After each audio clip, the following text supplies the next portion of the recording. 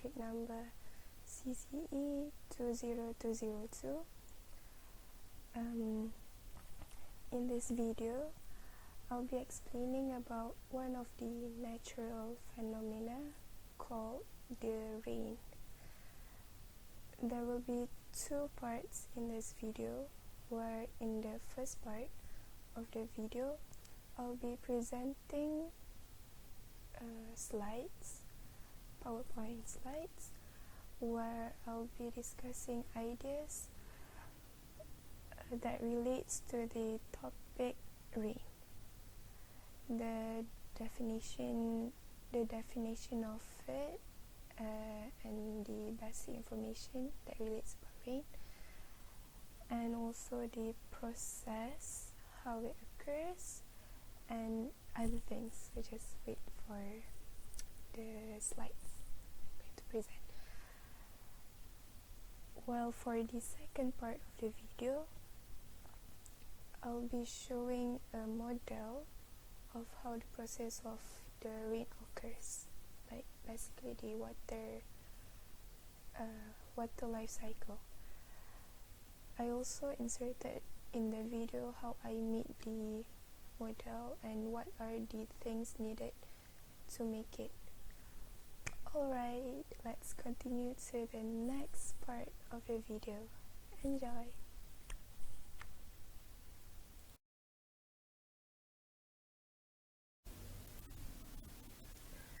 Okay, so here is the slide. Natural phenomenon, rain. Here, there's my name and my metric number. Alright, we'll go to the introduction. Okay, raining is a natural phenomenon. Rain may be the most essential weather phenomenon in order for life to exist on Earth. Without it, lakes, rivers, oceans, and the availability of drinking water would cease to exist. So rain is one of the important things in the natural phenomenon in this world. Okay, next is basic information about rain. First one, water has three forms. It may be a liquid, a solid called ice, or a gas called water vapor or steam. Rain is the liquid form of water that falls from the sky in drops. Rain is an important part of the water cycle. Rain fills lakes, ponds, rivers, and streams. It provides the fresh water needed by humans, animals, and plants. Yeah, that's it. Here is a video on explaining what is rain. Rudy Rainbow, Weather School. You don't like rain because you have to stay inside your house. But rain is very important. No plant could grow without it. Now, I'll show you how such a rain shower is formed. The sun plays an important part in that. Let's see if the Trias colorus will grow afterwards. Because without the sun, there would be no rain either. When the rays of sunlight hit a lake or the sea, the water at that spot grows warmer. Tiny water particles rise up at the surface, but they are so small that you can't see them. They become lighter and lighter and keep on rising upwards. On their way up, the air around the water particles grows colder and colder. Finally, when they are really cold, they move closer together and form clouds. More and more water particles join in from below until the cloud is so filled up that the particles snuggle together into small drops. The drops grow bigger and bigger until they are so heavy they fall out of the cloud. And this is called rain. Come on, let's make it rain together.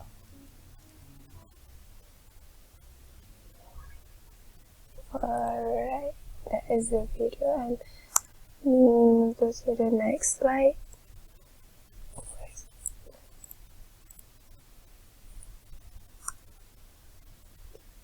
Okay, how is rain formed? Here is a picture of the water cycle where it started from the evaporation, then followed by condensation, and lastly precipitation. And then the rain occurred. Okay, here. Next, the water cycle. Okay, the first step is evaporation. It is where water changes from liquid, solid, and gas, which is the water vapor. Water vapor then gets into the atmosphere. Then followed to the second step, condensation. The process in which gas changes into a liquid when it touches a cooler surface. The water vapor rises in the atmosphere and there it cools down and forms tiny water droplets. And the third step, transpiration.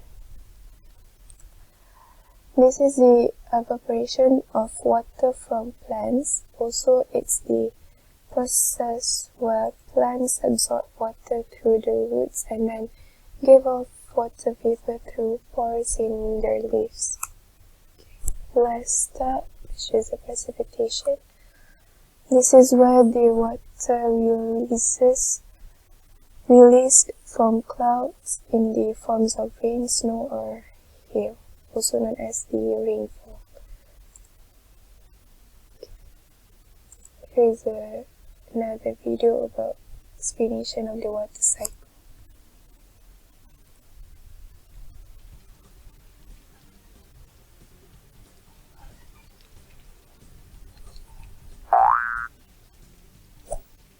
Hello, friends. I am Drippy.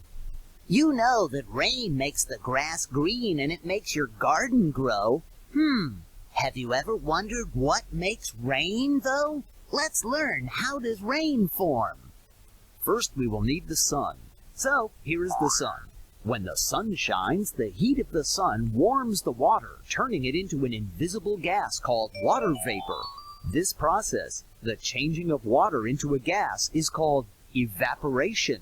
Because gas is lighter than liquids, water vapor rises up into the sky, and they further move up into the way from Earth's surface due to the temperature of gas. So, in the sky, the water vapor cools and changes back into tiny water droplets. This change of water vapor into water droplets is called condensation, and it's the opposite of evaporation. Clouds are made up of tiny water droplets, so when condensation occurs in the sky, clouds form and grow. Let's see it from a closer perspective. The droplets bang together and form even bigger drops. When the drops get heavy, they fall because of gravity. They even grow and bump into one another on their journey from the cloud to the ground, and every single raindrop that reaches the ground is made of 1 million of the original tiny water droplets. Raindrops fall on the ground's surface when the sun can shine on them, and the whole process happens again. This whole process is called a water cycle and keeps the water moving from the ground to the sky, fulfilling the water needs of the plants, animals, and people to survive. So, now you know how do raindrops form and fall. Let's summarize this. Steps of water cycle. Evaporation. The changing of water into a gas is called evaporation. Condensation. The changing of water vapor into water droplets is called condensation. Precipitation. Water falls from the sky in the form of rain, snow, or hail. This process is called precipitation. Collection. Oceans and lakes collect water that has fallen. Water evaporates into the sky again, and the cycle continues. Stay tuned by subscribing to us for more cool videos. Alright. Thank you, Drippy. Okay, next slide is, go to the advantages of rain. First, it's for the electricity that are needed by the people around the area, as rain allows us to create electricity through hydropower. Next is, of course, the water resource. Is the main water resource. Rain is the main water resource. More water resources which would help in situation of drought. And next, can make your surroundings feel colder and comfortable for you to stay. Rain also good for plants and soil, as it helps them to grow fertile, and rain also the main thing for them, needed by them to grow. Okay, lastly is the disadvantages of rain. Mostly is rain will cause another natural disaster, which is flood, as rain creates the flooding that kills thousands around the world every year. And also it affects the wildlife, animals, as excessive rain will cause the animals to lose their shelter place. It will also reduce population of certain animals that affected. Lastly, rain will also cause the failure to the drainage system. Rain causes excessive load on the drainage system, which may cause the drainage system to stop working. Alright. The end. Okay, thank you everyone.